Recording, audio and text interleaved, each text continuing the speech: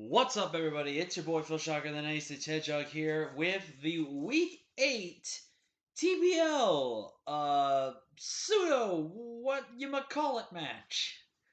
Okay, before we get into this, there's things I'm gonna explain. But before we get into the video, if you guys can, please hit the like button for what I'm about to try to do and explain here, just to kind of give support for me here and all that. And subscribe if you are new here, because I provide thrilling content, as you're about to see with this hyped up team, annihilations and stuff like that. You know, making up words as I go, and English is hard, so yeah.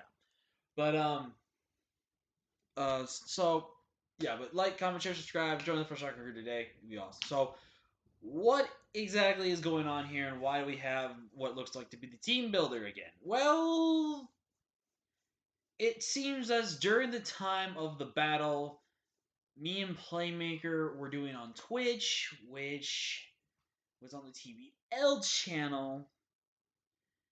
Um, let's just say. Also, I'll leave a link to the description, so go ahead and follow the TBL, so that way you get hyped to see every time when the Iowa Jolteons, will battle, or for any other of the coaches that you want to see battled. Like there's Gold, there's Playmaker, like I said, and there's a whole lot of new coaches out there that I think a lot of you would like to give a good chance to show some support.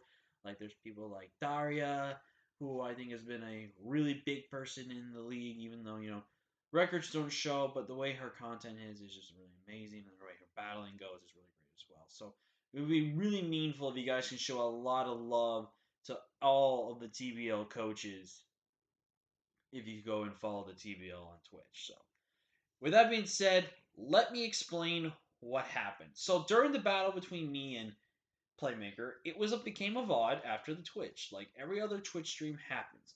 However, during the time frame, either right when we were battling or after the battle, Twitch got hit with a bug. And the bug caused all the streams to be deleted. So the VOD that was the matchup between me and Playmaker was not saved. So I didn't get to see any of Playmaker sets, and obviously Playmaker didn't get to see any sets of me because we didn't really show our team pace in there. I would have asked for Playmaker, but I felt, you know what? I don't want to, in case there's a playoff rematch, I don't want him explaining any sets he could have brought. And to be honest, this may not have been his best team he brought versus me, since we were both going 5-2 into this matchup, the second and third place in the Shield division going in this. Whoever won this would temporarily be in the leading of the Shield division until Aaron and his opponents match up. If Aaron wins, then Aaron goes back to being on top. If he loses, I take over. So that'd be really cool to note from there. So definitely something to kind of put out there as well. So, um, yeah. So I'm gonna do my best to actually recreate the turns, how they went, and what so on and so forth went from there. So I'm gonna do the very best I can at doing this and kind of explaining. So hopefully everyone's gonna really appreciate this. And also to Gold, I know you feel bad about this, but hey, man, it's just something you can't control, man. It's just something you cannot control. Heck, we didn't even know about it until our good buddy Brendan, aka Daredevil26, go subscribe to him on YouTube and Twitch, and he pointed this out when this happened. So it's thanks to Brendan that he told us, so that way you guys are not gonna wait forever for this.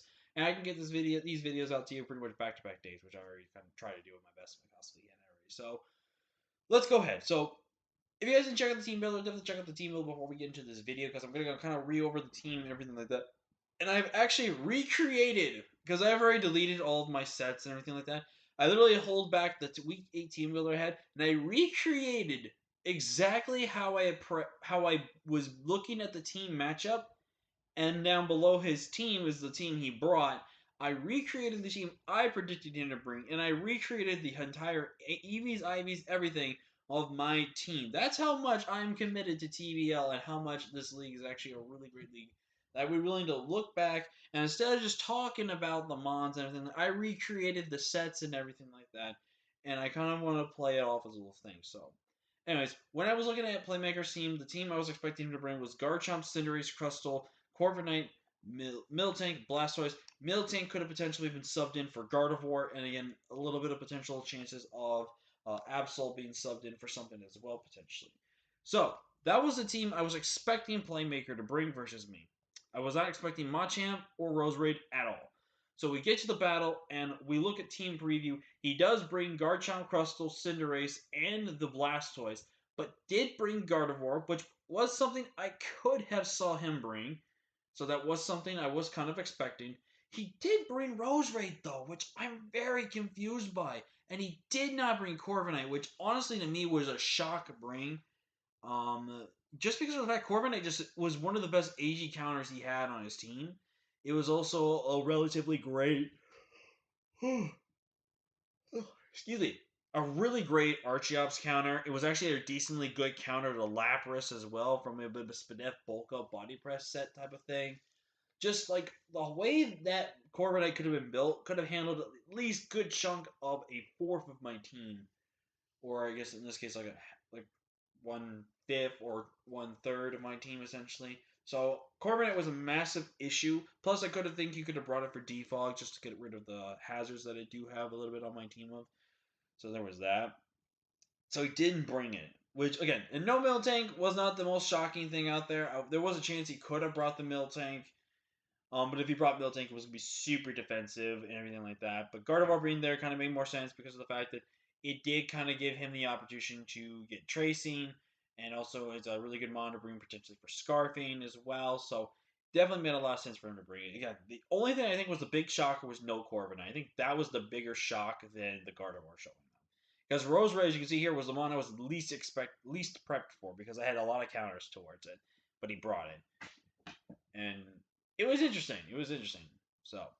So going up towards leads here, I'm thinking to myself, okay, what do I want to lead off here with? What's my best lead here? So I kick off the lead here. I go with my Nidoqueen here, which I'm going to go over the sets real quick as we talk about them. So I love my Nidoqueen, and as I discussed in the team builder, Taunt was strictly on here just to stop any but shell smashing Blastoise. And I really debated my first turn and stuff like that. I really debated my first turn. I was thinking of either I go for the Thunder or I go for Taunt. Because here's the thing: if I Thunder here, I can't paralyze him because I'm Sheer Force. So I'm going for damage. And I'm only going to do about over 50%. If he's not defensive, it's going to do around 70-80%. If he Shell Smashes, I can basically lose. Because if he's mixed with Earthquake, I just straight up die. So that would definitely be a problem. So, also, if you're hearing noises in the background, blame my kitty. She is, of course, doing this right when I record my videos, so yay. So, I'm going to try to focus on this while trying to stop her from just nagging on into the video.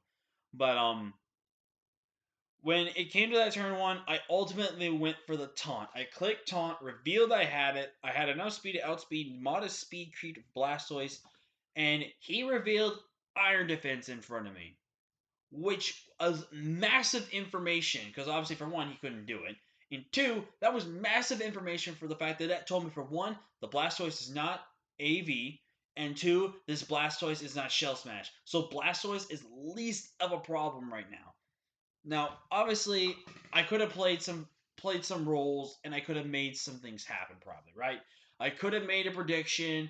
I could have gone for, you know, Earth Power. I could have gone for Thunder as the Iron Defense, and then clicked, you know, Earth Power the following turn, or Ice Beam because of the fact that Garchomp could come in and stuff like that. I easily could have made those plays, but I think going for the taunt was the safer play, and I'm glad it paid off for me because of the fact that I revealed that he was not offensive Blastoise, he was strictly max HP defensive Blastoise, which was probably slightly more physically defensive because he had Iron Defense, which told me his other move was Body Press. He revealed Skull towards me. He actually did not reveal leftovers to me, so I would assume his last move was probably Rest with Chesto if I had to take a guess potentially, because that would be the most like making sense item on his Blastoise that would make the most sense to me. So Nidoqueen didn't get hit, did not get burned, which is no extra chip damage. We landed the Thunder, did about 60% to Blastoise. So at that point in time, I was thinking to myself, okay, do I click Earth Power or do I click Ice Beam? I took the gamble. I clicked Ice Beam. He actually brought in Roserade. We did about 60 to 70% of the Roserade. Roserade Then I went and just clicked it again. If Rosary goes for a grass type move, I think it's a roll to kill me unless it's Leaf Storm. Leaf Storm guarantee kills. Giga Drain could have been a roll potentially and all that stuff and everything like that. So definitely something to note there. But I actually outsped his Rose Raid, which tells me that he probably was not running any speed on his Rose Raid, or he was running like modest with like low speed EVs or something like that. But we outspeeded and we knocked out Rose Raid. So Rose Raid from that point on was gone, which was huge for us. That was one mon that could not set up hazards or anything like that. So that was really great. Then he brought in Garchomp on our Nidoqueen here. And at the point in time, Earthquake guarantee kills me here. I click Ice Beam as he reveals to reveal SD, which was good and bad. It was bad because of the fact that I know what set he is. He's SD Scale Shot. It's good because of the fact that he is not Choice Scarfed. I go for the Ice Beam. He reveals to be Yachi Berry, which was the smart bring on his end. And then I don't get the freeze. He's about 50%, a little over 50%. And now I'm actually in a bad position because I didn't bring my fairy type. Because my fairy type I felt like didn't match up well. But if I had brought my fairy type, I actually probably would have been in a better position. So now I'm in this position where I'm kind of I'm in the doo-doos, as some people would say, and I'm in trouble. So I have to bank on him clicking Earthquake over Scale Shot here, because if I go into Aegislash, yeah, he can go for that, but again, Sugar Berry, Aegislash could be able to eat the hidden shield form, go for the thing. I have Shadow Sting on the following turn, I can kill that way. But again, obviously you can tell, like, the set, I didn't have that. But it tricks him into that set, you know? I could bait him by having Sugar Berry, I could bait him having Choice Scarfed on something, So, just a lot of things to factor in. But on the turn, he clicks Scale Shot, which, if you look at this damage, if you look at this move,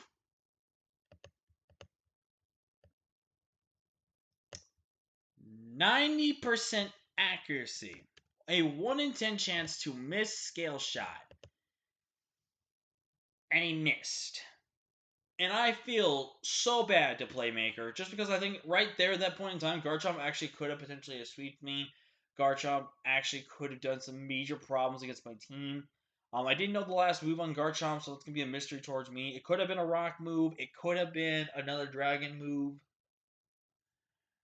But that did sting. Again, he didn't know if I had any Scarfers, and if I would have went into something immediately, he would have known that screamed Choice Scarf. So that definitely would have been something I could have been putting in my favor. And then he could have probably had sacrificed, giving up the speed on Garchomp, because then again, he could just be able to run the speed again if he beats the Scarfer or gets rid of my Scarfer at some point. And plus, Garchomp being saved actually could have done a lot of work for him, because he was a good answer to Volcanion if he had to sack something. Bringing Chomp forces me to bring it out, especially if he thinks I'm Scarf or Specs in that type of regard. But yeah, the miss really, really sucked, and I really am sorry, Playmaker, for that miss again. That really did suck because of the fact that it just really messed him up a lot, and it just it hurt, man, it hurt. But then Garchomp goes down, Nidoqueen picking up 2 KOs this matchup. In came Gardevoir, and at this point, I'm trying to think to myself, all right, I probably save. Wait, yeah, I saved my Gardevoir here. Not my Gardevoir. No, he goes Cinderace here. He goes Cinderace. Never mind. He goes Cinderace. He's either going to click Powerball. He's going to click U-turn here. As I'm now go into my Volcanion. I'm going to keep Nidoqueen in the back just because Nidoqueen could actually be used potentially for Death Fodder if I need to. But it's also a good, decent check to the Crustle, which is very important to know as well. But I drop in my Volcanion. He does reveal Pyro Ball to me, and then he goes for U-turn, which definitely tells me he's not banded in any such way. He is definitely Jolly based on damage, and he could be potentially with more heavy-duty boots and stuff like that. So definitely some invitation to the other. He went for the U-turn, brought in Gardevoir, which then traced my Water Absorb. I went for the Fire Blast. It was a roll to kill Gardevoir. I think I didn't. I think I got like a mid to mid high roll, but was not enough to get the KO on Gardevoir. So now I'm thinking to myself, and then he actually revealed Slack Berry Gardevoir to me, which probably tells me he was a subset, sub Calm Mind potentially with actually was he sub Calm Mind? I don't think he was sub Calm Mind. He might have just been sub 3 attacks potentially, and then maybe modest timid. Something tells me. So I go for Fire Blast, doesn't get the KOs, and then I select Bear. So now I'm thinking to myself, okay, what do I do here? And I actually opted to save this for two reasons. One, I'm locked into Fire Blast. I really don't want to take my chances with that. It just screams for trouble. It really, really does. So I go ahead and make the switch up into my Aegislash. He goes for the Psychic or Psyshock or the Moonblast. No, Psychic or Psyshock. I think it was Psychic. Yeah, it was Psychic. Or did I sack Nidoqueen? Um, trying to think here. No, I sacked Nidoqueen. Brought in Aegislash. I really wish I had Sneak on Aegislash at that point because Sneak on Aegislash could have been really freaking good. And that would have been really nice. Because then I would have been able to, I'm pretty sure I would have been able to live the Powerball at the range he was at. So then I go for the Shadow Ball. Would have had a chance to kill the Cinderace, but I actually go for Shadow Ball. He goes for the Mystical Fire. He does pop my weakness policy. I am +1, but I basically get the KO on Gardevoir, and Gardevoir goes down. So at this point in time, it is now 5v3 at this point, and we are looking to be in a very dominant position right now. He's got only two Mons really that are full health now, and he's got a Blastoise which is down to 40 to 45%. So he's very much behind the back foot, but could still win this game with Crustle if he plays his card right. So now he goes into the Crustle in front of my. No, he goes into the Cinderace in front of me. I decided to click King Shield to waste one of his Power Balls as he had went for one already. He then went for the second one, obviously, which was King Shield, and then he went for the third one, which he did connect and did kill my Aegislash. So now it's 4v3, and now we're in this position where we're Aegislash is gone. I drop back in my Volcanion, and I'm actually going to just click Scald at the range Blastoise is at. Even if it is max HP, it is 2 KO'd by Scald. So I go for Scald, most likely for the reasons that I don't want to miss, and end up like Playmaker here. Also, sorry if you see random buttons being pressed. My cats are just doing things here today, and they are very much annoying me right now. So if you're hearing noises, it's just they're just jumping around, they're doing things, and it's kind of ticking me off a little bit. But anyways, and sorry if I was muted there for a second. If you didn't hear anything I said, I heard so. But anyways, basic now it's 4v3, 4v2. He loses Blastoise Volcanion, so Volcanion gets its first major KO of the season, killing a Blastoise, which I think is pretty funny. So now he's dropped in Crustle. No, yeah, he drops in Crustle. I have to get the burn. If I get the burn, Volcanion wins this game. We win this game 4-0. If he doesn't get burned and Shell Smashes, he outspeeds everything on my team, and I'm gonna die. So, at this point in time, I'm thinking to myself, okay, what do I do here? I go for Scald. He lives because of Sturdy. Does not burn. Shell Smashes up, and now I'm thinking like, oh my god, this Crustle just won. No. So now I'm thinking, okay, he's got to have Earthquake. And I know what you're thinking. Why would he have Earthquake for my team? Think about it. Aegislash resists Rock. Aegislash resists Bug. There is Knockoff, which I think it gets.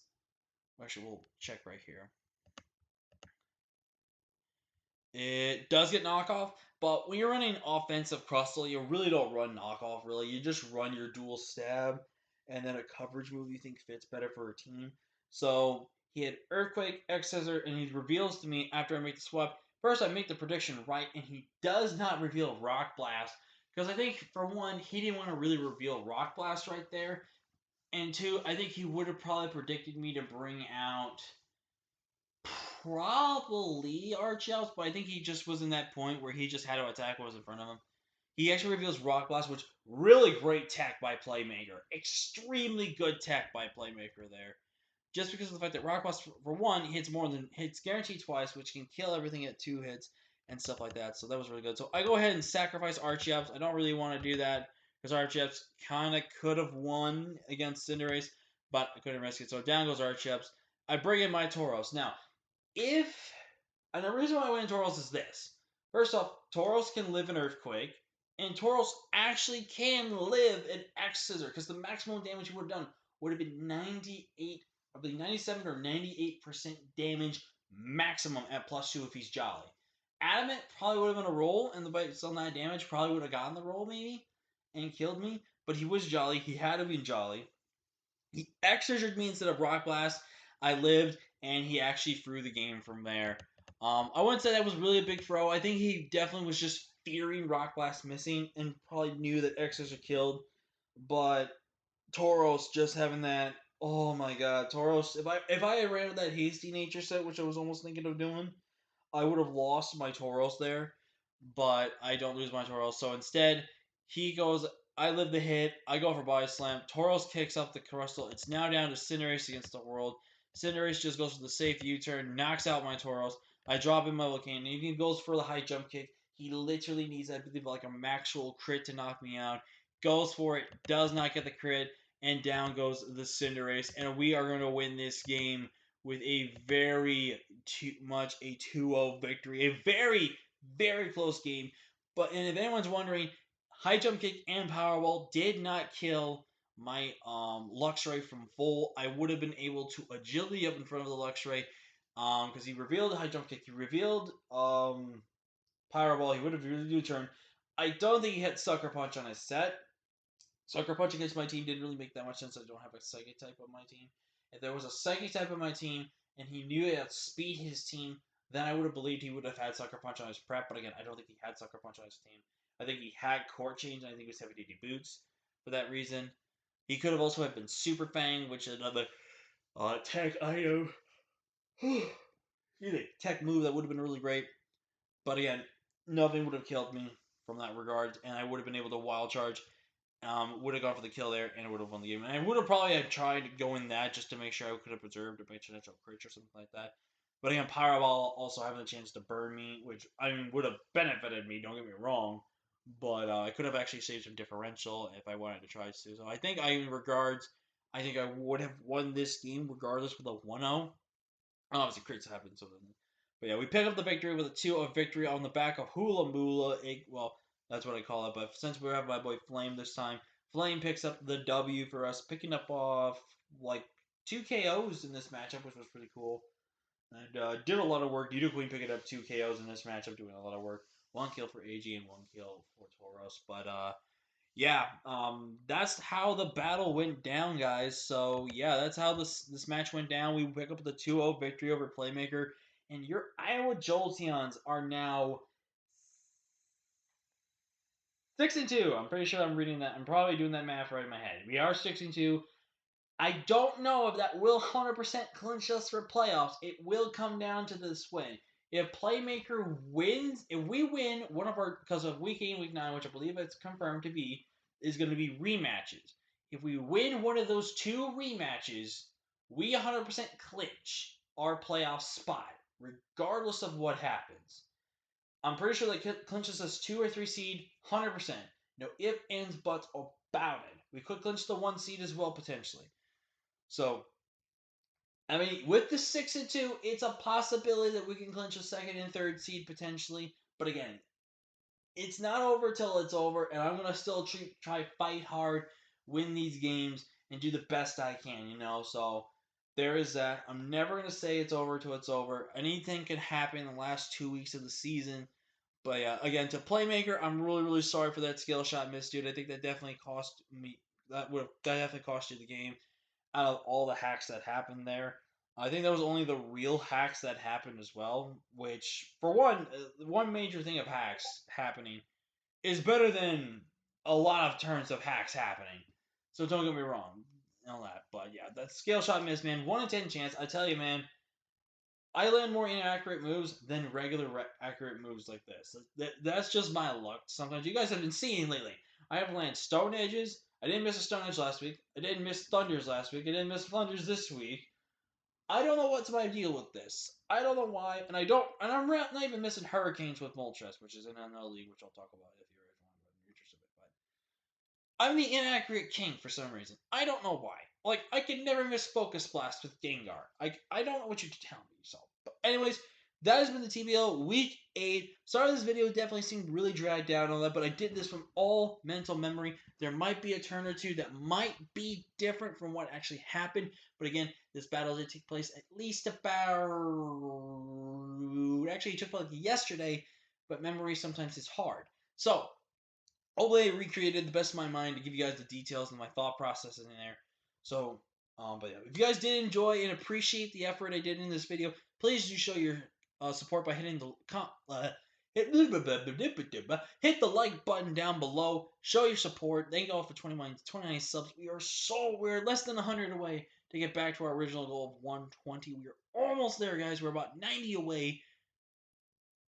Yes, 90 away. Let's hopefully get there before the end of the year or the start of the year is going. But yes, your average Joel Jones are 6-2. We are still good. And regardless, we finished with a positive record, which ultimately my first playoff, I'm jinxing myself now. My first official Wi-Fi league before the second one that I took part in, but this was the first one I took in before that other one did. To finish positive actually just means a lot to me. I've been really doing so well in the Wi-Fi scene lately, and like this has been my real official start in Wi-Fi has been better than my start in Draft League. But in fairness, in Showdown, I was just starting. I was a rookie, so just to know that I'm doing so well, and the fact that also the pickums and um, uh, moderators and all the people that are part of the team TBL, did the power rankings and stuff like that. The fact that they always show support by putting me literally pretty much except for post power rankings and maybe after week 1, pretty much I think after week 2 or week 3 they have always kept me in the top 5 every single week going forward from there. And that type of support showing, you're a great coach, you got the great team, you got this great battling style and everything like that. Because I actually just recently watched the Power Rank Station ranked me number 3 in the league, which I don't remember if I ever was ranked number 3. I think I was ranked 3 for the longest, so that's my highest. So I'm just really proud how things are going right now, and I just love the TBL. I definitely want to come back. Hopefully, Gen 4. Vinny, stop it. And hopefully, Gen 4 remakes have an easier way to get genning done and have an easier way to do things. I really, really, really would like to keep doing TBL because I love TBL. It's going to be a new home for me for sure.